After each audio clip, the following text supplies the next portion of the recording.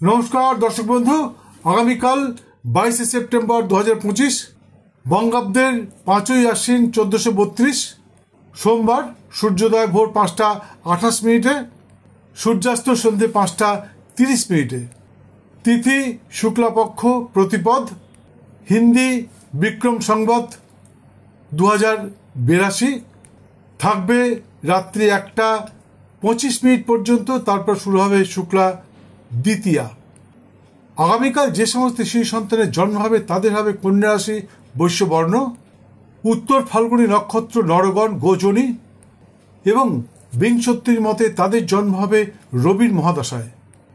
কিন্তু বেলা 11টা 44 মিনিটের পর যাদের জন্ম হবে তাদের হবে কন্যা রাশি বৈশ্যবর্ণ, কিন্তু তাদের হবে হস্তা নক্ষত্র দেবগণ কাসর্জনী, এবং বিংশতির মতে তাদের জন্ম হবে চন্দ্রের মহাদশায়।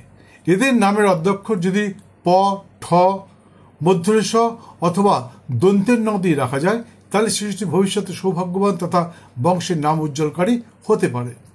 আগামীকালের শুভক্ষণে বিশেষ পূজাপাঠ, নবদুর্গার প্রথম রূপ আগামীকাল রাত্রে, নবদুর্গার প্রথম রূপ শৈলপুত্রীর পূজা সহ গাত্রহৃদ্রা আবুরান্য, শিশুর নামকরণ, দেবতা গঠন, নাট্য আরম্ভ, বিক্রয় বাণিজ্য আরম্ভ, কারখানা আরম্ভ, শিল্প আরম্ভ, গৃহ পূজা, বীজ বপন, বৃক্ষাদি রোপণ, ঔষধকরণ, ঔষধ সেবন, শান্তি স্বাস্থ্যায়ন, গর্ভবতীকে সাত ভক্ষণ, কুমারী নাসিকা ভেদন, বাহন ক্রয় বিক্রয়, নৌকো চালন, নৌকো গঠন, নৌকো যাত্রা, ধান্য রোপণ, ধান্য স্থাপন, ধান্য মর্দন ইত্যাদি অনুষ্ঠান সম্পন্ন করতে পারেন। আশা করি অবশ্যই সফল হবেন। বন্ধু, যারা আমার মায়েরা অনেকেই নবরাত্রি পূজা করেন, হ্যাঁ, এই দেবীপক্ষের 9 দিন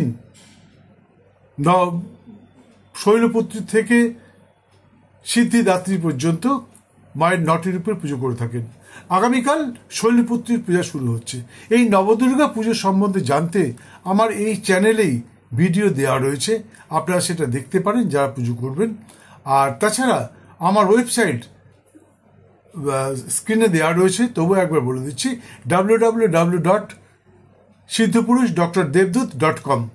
এই ওয়েবসাইটে গিয়ে এই লেখাটা লিখে সার্চ করলে আপনি পেয়ে যাবেন আমার ওয়েবসাইট আইডি, এবং সেখানে আপনি সমস্ত কিছু জানতে পারবেন। নবরাত্রি পূজার কখন করবেন, কি মন্ত্র কিভাবে করবেন ইত্যাদি ইত্যাদি। যাই হোক বন্ধু, আমি অনুসন্ধান করে লক্ষ্য করি যে পৃথিবীর প্রতিটি মানুষ চান তার সন্তান সৌভাগ্যবান, সুস্থ এবং বংশের নাম উজ্জ্বলকারী হোক, কিন্তু বহু ক্ষেত্রে দেখা গেছে সেই আশা মানুষের সম্পূর্ণ হচ্ছে না।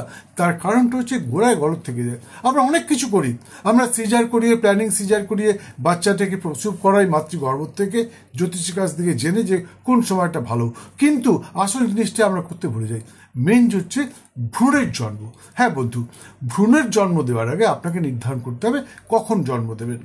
কোনো বিদগ্ধ জ্যোতিষশাস্ত্রের কাছে যান, আপনার বাড়ির আশেপাশে অনেক ভালো ভালো জ্যোতিষী আছে, তাদের কাছে যান, যে জানুন। বিয়ের পর তার কাছে যান, যে বলুন যে আমরা কখন মিলিত হলে আমাদের সন্তান হবে এবং সত্যিকারের আমাদের মনের মতন সন্তান হবে, সেই সময়টা আমাদেরকে বলে দেন।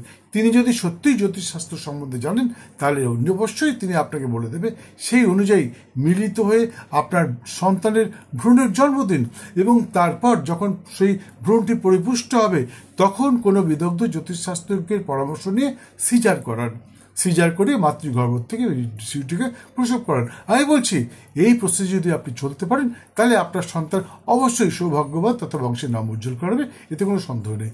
আর যদি জানতে ইচ্ছা হয় তাহলে স্ক্রিনে দেওয়া নাম্বারে একটা ফোন করুন, অবশ্যই বলবো। সুস্থ থাকুন, ভালো থাকুন, দিনটা আপনাদের খুব ভালো যাক, আর দুর্গা পুজো সকলের খুব ভালো কাটুক। জয় মা।